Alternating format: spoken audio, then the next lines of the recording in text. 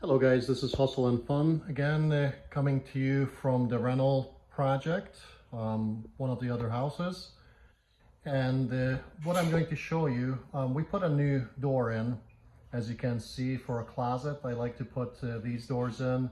They're 36 inches versus the sliding doors. It used to have sliding doors, as you can see from the trim right here, that it used to only go to here. So I have to take this trim out and put a new trim in. But I'm going to show you how to put the trim in around the perimeter of the door. So I have two new pieces of trim and I have an older piece that I'm going to use for the top. These usually come in as in 7-foot sections. You can buy them by the bundle or by the piece. You can buy them at any of the lumber stores such as Home Depot, Lowe's, or some of the other ones. I'm sure Menards and some of those guys carry it as well. So pick some of those up. For a door like this, you need 5 pieces. So you would have one on one side, one on the other side, one on the inside, on both sides. And for the top, one piece is enough. You can cut it in half and use it that way. So what you do is you put this trim against the side of the door, and you would line it up where it's going to be evenly spaced on the edge, kind of like this, so you can see the difference between here and here. You want to put it kind of toward the center of this piece right here. So split the difference about halfway to here, and up and down it should be the same gap. So once you have that, you go all the way to the top, and you can grab your marker or pen and take a look at this again and split the difference there and put a little mark here. So you're going to be cutting from that point on up here. And you would do the same thing on the other side. You would take the piece and you would put it against the other side of the door, the same way as you did. And you would line it up, and you would mark this as well. As you can see, I put a little mark there already. That's about halfway between this door jamb, the thickness of the door jamb. You would mark that halfway, and you would cut this piece this way. And then the third piece, which was used before, you would have a 45-degree angle on the left side, this way. You would line it up with the other piece, and then you would mark a 45-degree angle on the other side as well. So I'm going to bring my assistant here, and they're going to help me and show you how this is done in the live setting. So as you can see, we line this up on one side, and we line it up on the other side also, and it is good. And as it's lined up, we have to put a mark on this and where it's going to be cut. So this is going to be cut at a 45 angle this way. Let me double check that the other side seems to be fine as well. So we can go ahead and cut this and be ready to take this out on the chop saw and get the 45-degree angles done. So I took a more accurate measure to be halfway up here, which is right here, and I took another more accurate measure on the other side, so right there. So I'm going to be cutting at that point, and I'm going to cut these two trims at the 45-degree. That's opposite. One is going up from the left to the right, and the other one from the right to the left. So I'm going to cut those first, and then I'm going to adjust the top trim to that. So here's my chop saw, and as you can see, I'm going to be lining this trim up that it's against the fence make sure it is against there, and then take a look at your blade where it's going to be touching, and always cut on the right side of the line. So if you need this left part, then line that up to your mark and then cut from there to the right.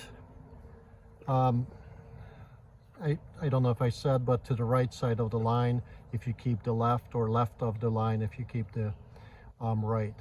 So you're welcome to cut it a little bit bigger, and then if it's too big, maybe trim a little bit more off. So I'm about to cut this and I'll show you how it turned out. So as you can see, it turned out well. It's to the half of this. That's what we wanted. I know I have a couple of markings here, but this is the true marking that I wanted to mark. And so it is cut there. And now I'm going to cut the other side, and we're going to see if that lines up as well. So with this other trim piece, this is the correct marking, the second one, the higher one. This is going to be cut this way.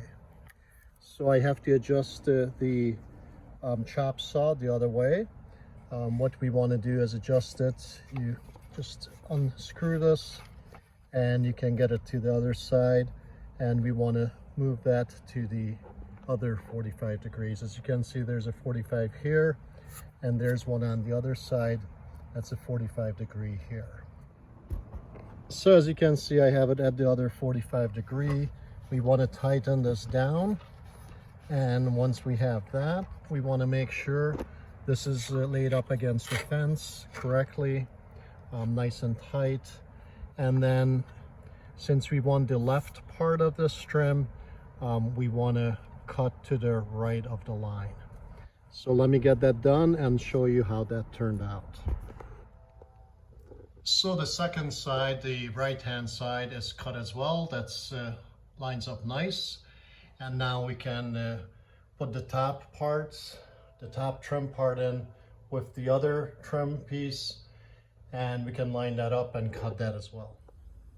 Okay, so I have the left side held in place by my little helper here, my son, or you could even tack it in place, and then the other piece is cut at a 45 degree angle already, and I just made a fresh cut on it and then adjust it so it's the same way as it was, the side one was, halfway covering up the door jamb, and you would take it all the way to the left and mark that as well.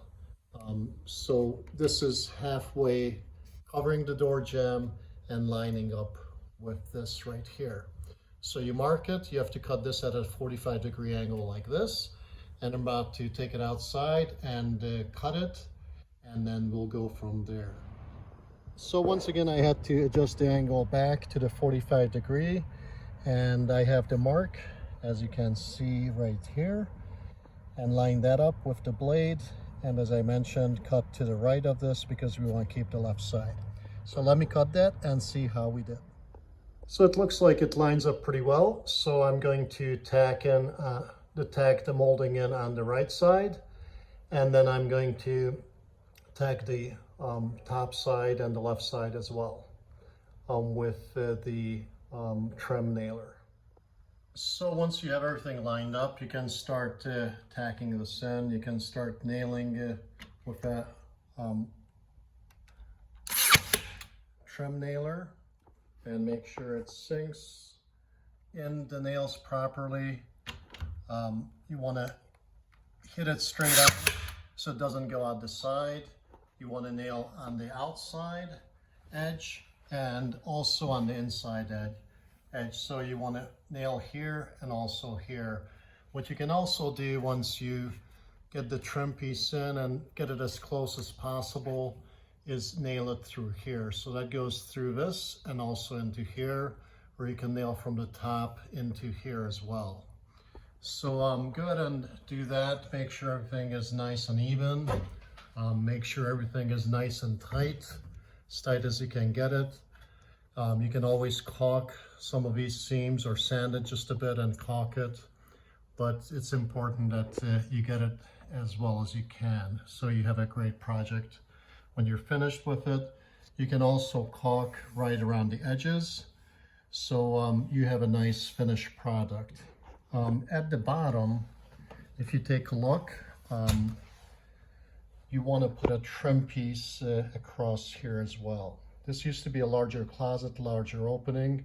That's why we had this trim only go to this point. So I'm going to remove this and put a piece that goes all the way to meet this. So once you have everything nailed in and caulked, you should be ready with the trim. And it's going to look something like this. As I said, I mean, it's not caulked yet, but it's going to look a lot nicer than without a trim. And fill in the nail holes. Make sure you countersink them. You can use a little bit of caulk or a little bit of putty to put on top of the nails to cover those up. Sand them a little bit, touch them up with just a little primer spots, and then you can paint the trim as well to make everything look nice and even. So thank you for watching. If you like the video, and give me a thumbs up and subscribe. Hopefully I can provide more value to you in the future by showing you some of the other videos that I have available, or show you more in depth of what I do to get rental properties ready and rented. Thank you once again for watching, and I'll see you on the next one.